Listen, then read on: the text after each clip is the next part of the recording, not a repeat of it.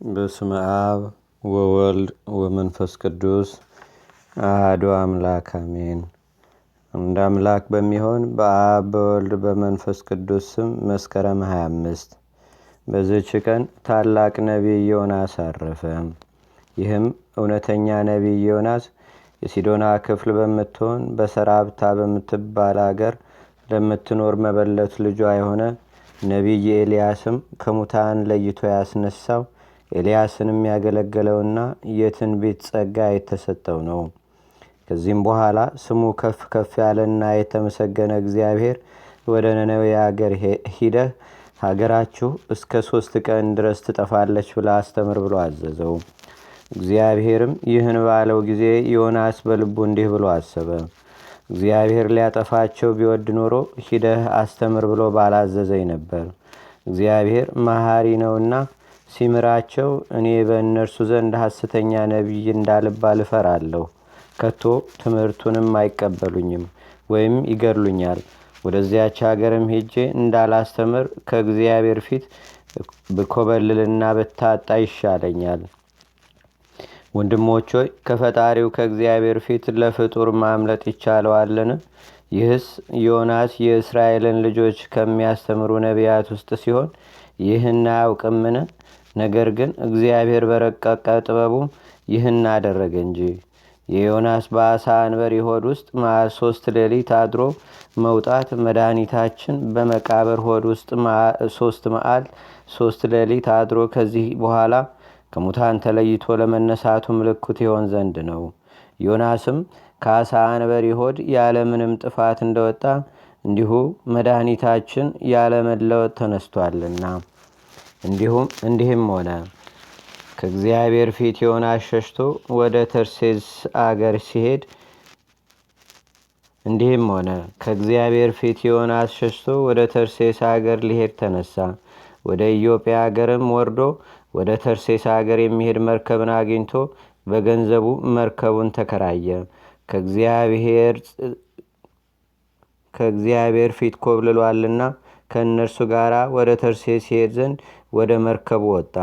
እግዚአብሔርም ታላቁን ነፋስ ወደ ባህር አመጣ።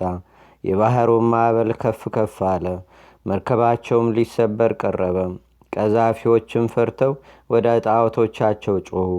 መርከባቸውም ይቀልላቸው ዘንድ ገንዘባቸውን ዕቃቸውን አውጥተው ወደ ባህር ጣሉ። ዮናስ ግን በዚያን ጊዜ ወደ ከርሰ ሐመር ወርዶ ተኝቶ ያንኮራፋ ነበረ። መርከቡንም የሚቀዝፍ ቀዛፊ ወደ እርሱ ወርዶ ምን ያስተኛሃል? እንዳንሞት እግዚአብሔር ያድነን ዘንድ ተነስተ የፈጣሪን ስም ጥራ አለው። ይህቺ መከራ ያገኘችን ስለ ማናችን ኃጢአት እንደሆነ እናውቅ ዘንድ እርስ በርሳቸው ኑ ዕጣ እንጣጣል ተባሉ። በተጣጣሉም ጊዜ ዕጣ በዮናስ ወጣበት። እነርሱም ይህቺ መከራ ያገኘችን በማናችን ኃጢአት እንደሆነች ንገረን። አንተስ የምታመልከው ምንድን ነው? ከወዴትስ መጣ? አገርህስ የት ነው? ወዴትስ ትሄዳለህ? ወገንህስ ማን ነው? አሉት። ዮናስም እኔስ የእግዚአብሔር ባሪያ ዕብራዊ ነኝ። ፈጣሪም ምድርንና ሰማይንን ባህሩንና የብሱን የፈጠረ እግዚአብሔር ነው አላቸው። እነዚያም ሰዎች ታላቅ ፍርሃትን ፈርተው ምን አድርገሃል? አሉት። እሱ ነግሯቸዋልና ከእግዚአብሔር ፊት ኮብልሎ እንደሄደ እነርሱም አወቁት። ባህሩ ይታወክ ነበርና ታላቅ ማዕበልም ተነስቶ ነበርና ባህሩ ይተወን ዘንድ እንግዲህ ምን እናድርግ? አሉት። ዮናስም አንስታችሁ ወደ ባህር ጣሉኝ፣ ባህሩም ይተዋችኋል። ይህ ታላቅ የማዕበል ሞገድ የመጣባችሁ በእኔ ምክንያት እንደሆነ አውቃለሁ አላቸው። ባህሪቱ ትታወካለችና ማዕበሊቱም በእነሳቸው ትነሳለችና እነዚያ ሰዎች ወደ ምድር ሊመለሱ ወደዱ። ነገር ግን ተሳናቸው። ሁሉም አንድ ሆነው ወደ እግዚአብሔር ጮኹ። አቤቱ ስለዚህ ሰው በእውነት ልታጠፋን አይገባህም። አቤቱ እንደወደድክ አድርገሃልና የጻድቅ ሰው ደም አታድርግብን አሉ። ከዚህም በኋላ ዮናስን አንስተው ወደ ባህር ጣሉት። ባህርም ድርጓዋን ተቀብላ ጸጥ አለች። እነዚያም ሰዎች እግዚአብሔርን ፈሩት፣ ለእርሱም መስዋዕትን ሰዉ፣ ስዕለትንም ተሳሉ። እግዚአብሔርም ታላቅ አሳ አንበሪን ዮናስን ይውጠው ዘንድ አዘዘው። ዮናስም በአሳ አንበሪ ሆድ ውስጥ 3 መዓልት 3 ሌሊት ኖረ። ዮናስም በአንበሪ ሆድ ውስጥ ሳለ ጸሎትን ጸለየ። ከዚህም በኋላ በነነዌ አገር በኩል ያ አሳ አንበሪ ዮናስን ወደ የብስ ምድር ተፋው። የእግዚአብሔርም ቃሉ ዳግመኛ ወደ ዮናስ መጣ። ቀድሞ አስተምር ብዬ እንደነገርኩ ወደ ታላቂቱ የነነዌ የአገር ተነስተ ሄደህ አስተምራቸው አለው። ዮናስም እግዚአብሔር አስተምር ብሎ እንደነገረው ተነስቶ ወደ ነነዌ ሄደ። ነነዌ ግን ለእግዚአብሔር ታላቅ አገር ናት። በዙሪያዋ ያሉ ቅጽሯም ከበር እስከ በር ድረስ በእግር 3 ቀን ጎዳና ነው። ወደ ከተማም ሊገባ ደርሶ የአንድ ቀን መንገድ ሲቀረው ነነዌ እስከ 3 ቀን ትጠፋለች ብሎ አስተማረ። የነነዌ ሰዎችም በእግዚአብሔር ቃል አመኑ። ጾምንም እንጹም ብለው አዋጅ ነገሩ። የክት ልብሳቸውንም ትተው ማቅ ምንጣፍ ትልቁንም ትንሹንም ለበሱ። የነነዌ ንጉሥም ይህን ሰምቶ ከዙፋኑ ተነሳ። ልብሰ መንግስቱንም ትቶ ማቅ ለበሰ። በአመድ በትቢያም ላይ ተቀመጠ። ሰዎችም ቢሆኑ ከብቶችም ምንም ምን አይብሉ፣ ትልልቆችም ትንንሾችም አይጠጡ፣ እንስሶችም ወደ ሳር አይሰማሩ፣ ውሃም አይጠጡ ብሎ አዋጅ ነገረ። እግዚአብሔርም ከክፉ ስራቸው እንደተመለሱ አይቶ በእነርሱ ላይ ያደርገው ዘንድ ከተናገረው ክፉ ነገር ተመለሰ። በእነርሱ ላይም ክፉ ጥፋትን አላደረገም። ዮናስም ጽኑ ሐዘንን አዘነ። ወደ ፈጣሪው እግዚአብሔርም እንዲህ ብሎ ለመነ። ጥንቱን በአገሬ ሳለሁ እንዲህ ብዬ የተናገርኩ አይደለሁምን? አንተ የቅርብ ባይ ርኅሩህም ከመዓት የራቅህ ቸርነት የበዛ እውነተኛ የሆንክ ክፉ ነገርን ከማምጣት እንደምትመለስ አውቃለሁ። ስለዚህ ከአንተ ኮብልዬ ወደ ተርሴስ ሄድሁ። ነቢየ ሐሰት እየተባልኩ ከምኖር ሞት ይሻለኛልና አቤቱ አሁን ነፍሴን ከሥጋዬ ለያት አለ። እግዚአብሔርም ዮናስን በዚህ ነገር አንተ እጅግ ታዝናለህን? አለው። እርሱም አዎን አዝናለሁ አለ። ከዚህም በኋላ ዮናስ ከከተማ ወጥቶ ከከተማው ውጭ ተቀመጠ። ጎጆም ለራሱ ሰራ። በአገር ላይ የሚነገረውን ነገር እስኪያይ ድረስም ከጥላዋ ስር ተቀመጠ። ይበቅል ዘንድ በዮናስ ራስ ላይ ሸፍነው ዘንድ እግዚአብሔር ቅልን አዘዘ። ቅሉም በዚያን ጊዜ በቅሎ በዮናስ ራስ የፀሐይ ትኩሳት እንዳያሳምመው በዮናስ ራስ ላይ ሸፈነው።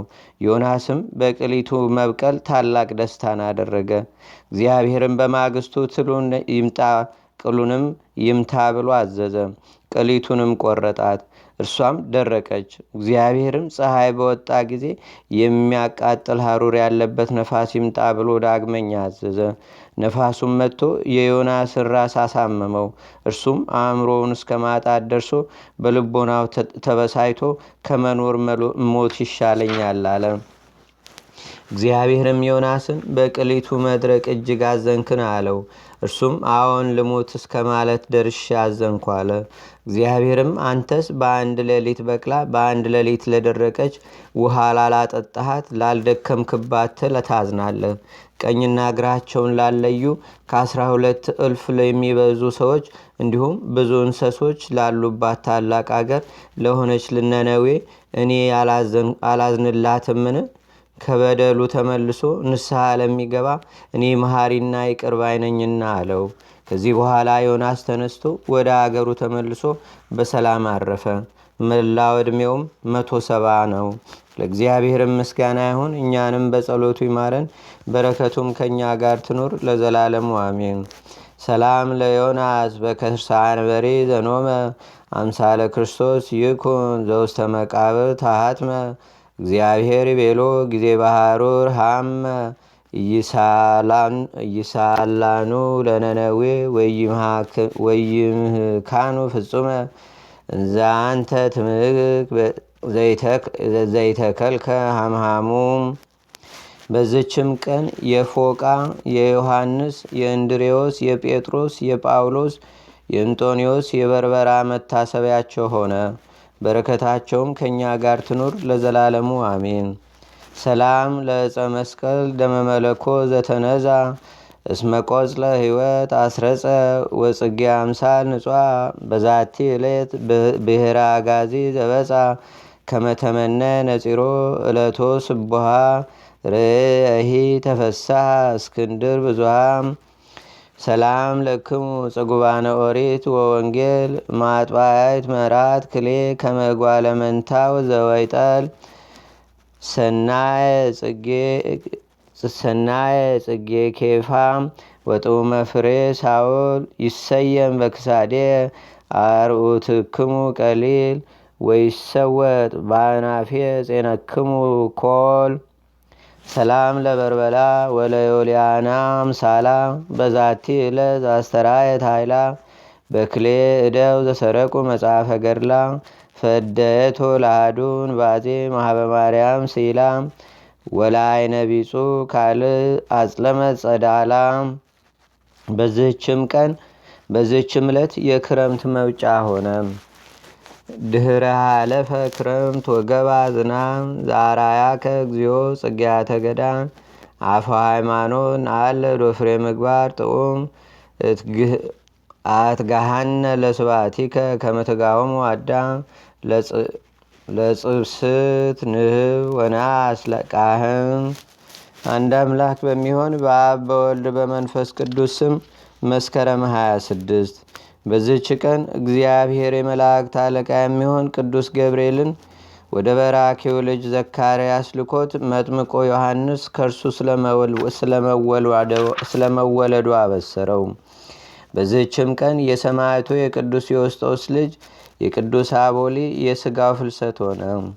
ዳግመኛም የ10,000 ሰማዕታት የቅድስት አጋታ፣ የበርባራ፣ የዮልያና፣ የአባት ጊዮርጊስም መታሰቢያቸው ነው። ለእግዚአብሔር ምስጋና ይሁን። እኛንም በቅዱሳን መላእክት፣ ጻድቃን፣ ሰማዕታት፣ ደናግል፣ መነኮሳት ይልቁንም በሁለት ወገን ድንግል በምትሆን በእመቤታችን በቅድስተ ቅዱሳን በድንግል ማርያም ረድኤትና በረከት አገራችን ኢትዮጵያን ሕዝበ ክርስቲያንን ሁሉ ለዘላለሙ ይጠብቀን፣ አሜን። ዛቅረብኩ ማሌታ ዘኪራ ይላፈ መለተጸምዱከ ዘልፈ ለላነበብ ተወከ ዘንዴቴ መጽሐፈ እንተረሰይ ከግዚኦ ጸሪቀ መለት ውኩፈ ምላቡ ውላን ዘተርፈ ነቢያት፣ ቅዱሳን፣ ዋርያት፣ ሰባኪያን፣ ሰማዕቶ፣ ጻድቃን፣ ደናግል፣ አዲዮ መነኮሳት ኢራን ባርኩ ባርኮ ጉባኤ ዛቲ መካን እስከ አረጋዊ ሊቆኖስ ህፃን ለዘጻፎ በክርታስ ወለዛ ጻፎም ዘይደርስ ለዛ አንበቦ ለዘተርጎሞ በልሳን አዲስ ወለዘሰማ ቃሎ በዝነ መንፈስ በጸሎተሙ ማርያም አራቂተ ኩሉም ባይ ስቡረ ማረነ ኢየሱስ ክርስቶስ። አቡነ ዘበሰማያት ይትቀደስ ስምከ ትምጻእ